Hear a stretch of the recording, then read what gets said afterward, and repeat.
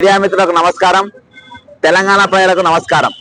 ఈరోజు హైదరాబాద్ బాధితులు కూలిపోయిన ఇండ్లకు చట్టబద్ధత లేకుండా అక్రమంగా వాళ్ళ ఇల్లు కూల్చేయడంలో, ఆ కూలిపోయిన ఇండ్లకు అక్కడ ఉన్న మట్టి దిబ్బెలకు, ఇటుక దిబ్బెలకు ఈరోజు ప్రభుత్వ బ్యాంకులకు ఈఎంఐలు వాళ్ళ ఖాతాలకెళ్ళి జీతాలు పడంగానే కట్ చేసుకునే పరిస్థితి ఈరోజు నెలకొన్నది.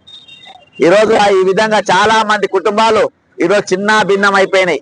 ఆర్థికంగా వాళ్ళు బిలో పావర్టీ లైన్కి వచ్చేసే పరిస్థితి వచ్చింది. తెలంగాణ ఏర్పడ్డాక ఇప్పటికి దాదాపు ఈ భూసేకరణ వల్ల, హైడ్రా వల్ల 2 లక్షల మంది అబౌవ్ మిడిల్ క్లాస్ ఉన్నోళ్ళు ఈరోజు బిలో మిడిల్ క్లాస్ కు మరి ప్రభుత్వాలు మార్చిన పరిస్థితి. ఈరోజు 2 పదాలు చదువుకుంటే ఈరోజు ఇన్ని ఇండ్లు విధ్వంసం అయ్యేది కాదు అని చెప్పేసి ఈరోజు ముఖ్యమంత్రి మరి ఇక్కడ ప్రజాభవనం అయితే ఏదైతే చెప్పుకుంటుందో ఆ ప్రజాభవనంలో ఈరోజు మేము ఈ పత్రం ఇవ్వడం జరిగింది. ఈరోజు నేను ఒకటే తెలియజేసుకుంటున్నా, ఈరోజు మరి మునుపున్నట్టుగా ఇక్కడ అంతమంది మీడియా పాయింట్ అయినా కానీ మీడియా జనాలు లేరు. అక్కడ తెలంగాణ సమాజము ప్రజాభవనం పైన నమ్మకం పోయి ఈరోజు తెలంగాణ సమాజం కూడా ఎవరు వస్తలేరు. ఈరోజు ప్రభుత్వ మంత్రులు కానీ, అధికారులు కానీ, ముఖ్యమంత్రి కానీ ప్రభుత్వ కార్యాలయాలలో సక్రమంగా పనిచేస్తే ఇటువంటి దుకాణాలే అవసరం లేదు. ఇదో దుకాణం లెక్క నడుస్తుంది. ఈరోజు కంచె తీసినామని చెప్పింది, ఆ కంచె అక్కడికి వెళ్ళి తీసిన కానీ దగ్గరికి వేసారు.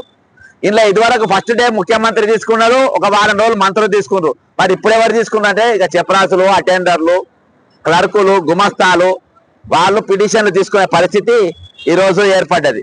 కాబట్టి నేను ఒకటే చెప్తున్నా, ఈరోజు తెలంగాణ ప్రభుత్వం కాదు, తెలంగాణ ఖజానా నుండి కాదు, ఇది రేవంత్ రెడ్డి మరియు హైడ్రా కమిషనర్ రంగనాథ్ గారి ఇద్దరి అకౌంట్లకి వెళ్ళి వాళ్ళ ఆస్తులు, వాళ్ళ పాస్తులు అమ్మి ఈరోజు మరి ఎవరైతే హైడ్రా బాధితులు ఉన్నారో వాళ్ళందరూ కూడా ఈరోజు మీరు కంపన్సేషన్ చేయాల్సిన అవసరం ఉన్నది.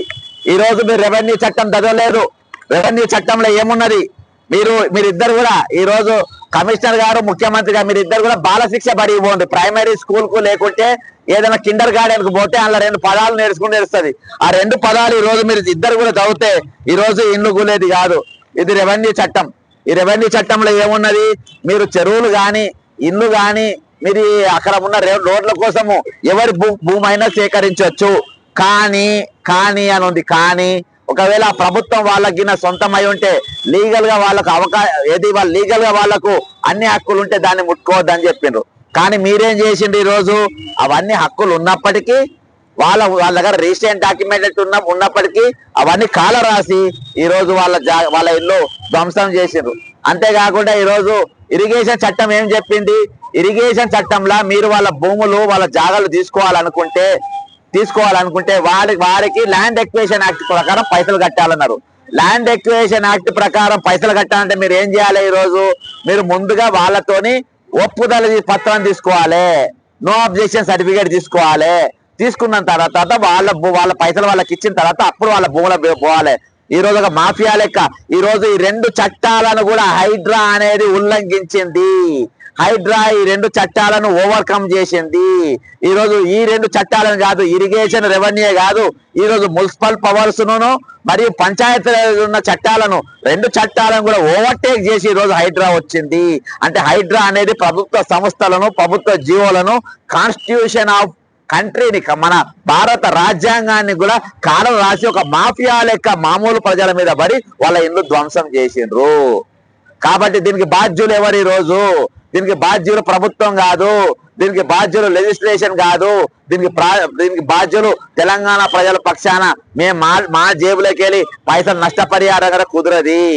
ఇది రేవంత్ రెడ్డి ఆస్తిపాస్తులు అమ్మాలే, రంగనాథ్ గారి ఆస్తిపాస్తులు అమ్మి వాళ్ళ డబ్బులకి వెళ్ళి తీసి ఈ రోజు కంపన్సేషన్ చేయాల్సిన అవసరం ఉందని చెప్పేసి నేను ఈ సందర్భంగా తెలియజేసుకుంటున్నా. వచ్చే రోజులలో వీలుగిన దీనిపైన ఇట్నే చేస్తే ఈ రోజు 2 జాగాల ప్రభుత్వం వెనకడిగేసింది. మొదటి అడుగు దేని మీద వేసింది? అదాని ఇచ్చిన పైసలు వాపస్ పంపింది. అదాని జేబులకి వెళ్ళి ఎంఈఎల్ సిఎస్ఆర్ ఫండ్స్కి వెళ్ళి ఇచ్చిండు, చట్ట ప్రకారం ఇచ్చిన చెప్పుకునే మినిమం కామన్ సెన్స్ లేని చీఫ్ మినిస్టర్ తెలంగాణకు ఉన్నారు. ఆయన సిఎస్ఆర్ ఫండ్స్ 100 crores ఇక్కడికి ఇచ్చిండ్రు. ఆయన ఇచ్చింది కాంగ్రెస్ పార్టీ ఫండ్ కోసమో లేకుంటే నువ్వు వాడుకో కోసమో కాదు, అది చెప్పనికి చాద గాని ఒక దద్దమ్మ ఇక్కడ ముఖ్యమంత్రిగా ఉన్నాడు. 2వ పాయింట్, ఈ రోజు ఏదైతే నిర్మల్ దిలావర్పూర్ లో జరిగినటువంటి భూసేకరణ ప్రజలు మొత్తం తిరగబడితే అవును నేను అవివేకిని, నేను ఏదైతే కంపెనీ పెడదామన్న అవివేకమైన నిర్ణయం కాబట్టి నేను వాపసిస్తున్నా అన్నాడు. కాబట్టి దీనిపైన దానికంటే ఎక్కువ శాంటిటీ ఈ రోజు వీటికి కూడా ఉన్నాయి. అక్రమంగా వీళ్ళ భూములు కూలగొట్టినావు, వీళ్ళ ఇల్లు కూలగొట్టినావు, వీళ్ళ నిరాశ్రయాలను చేసినావు, వీళ్ళ పిల్లలను ఆగం చేసినావు. కాబట్టి ఈ రోజు వీళ్ళందరికీ చట్టబద్ధత ఇయ్యాలి, వీళ్ళందరికీ నష్టపరిహారం ఇయ్యాలి అని చెప్పేసి మీ తరపున కోరుకుంటున్నా. ఖచ్చితంగా నేను దీని పార్టీ అండ్ పర్సన్ నేను హైకోర్టులో నేను కేసు దాఖలు చేస్తా. దయచేసి హైదరాబాద్ ఎవరున్నా కానీ నన్ను నా వాట్సాప్ లో మీ డీటెయిల్స్ పంపండి. నా నంబర్ 9866323813. మీ డీటెయిల్స్ పంపండి. ఖచ్చితంగా చట్ట ప్రకారం కొట్టాడదాం. ఖచ్చితంగా ఈ 2 జీవోలు మీకే కాదు, ఈ జీవోలు హైడ్రా కమిషనర్ ఆయన ఇల్లు కూడా ఇప్పుడు బఫర్ జోన్ లో ఉన్నది, చెరువులో ఉన్నది.